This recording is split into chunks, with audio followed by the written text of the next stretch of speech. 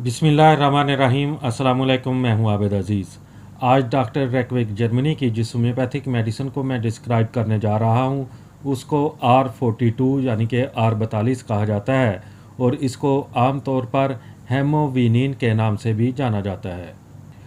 R42 की composition में जो एक्टिव सब्सटेंसेस यूज़ किए गए हैं उसमें शामिल है aesculus hip 30x, belladonna 12x, calcium fluoratum 30x, carduus marianus 12x, hamamelis 6x, mezereum 12x, placenta totalis 30x, pulsatilla 30x, secale cor 30x और वाइपरा बेरस 12x।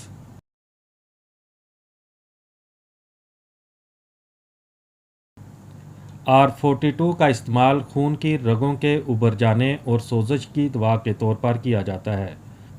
R42 को रगों में खून इकट्ठा हो जाने और उनमें सोजश पैदा हो जाने या जिल्द पर एक्जिमा पैदा होने की सूरत में खून की रगों की सोजश, टांगों में रगों के उभर जाने की वजह से होने वाली तकलीफ़ और भारीपन का एहसास में, ख़ारश और जिल्द की खराबी, बवासीर में मस्सों का बाहर निकलना, इन तमाम अलामात में इसका इस्तेमाल मौजू और मुफीद है।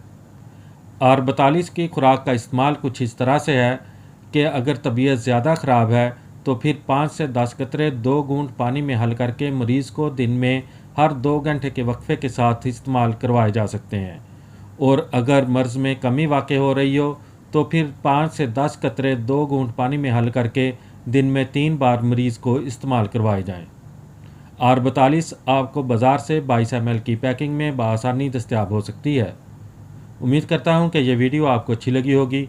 अगर वीडियो अच्छी लगी है तो इसको लाइक कर दें। अगर आप मज़ीद होम्योपैथिक मेडिसिन के बारे में इंफॉर्मेशन हासिल करना चाहते हैं तो मेरी रिक्वेस्ट है कि इस चैनल को सब्सक्राइब कर लें।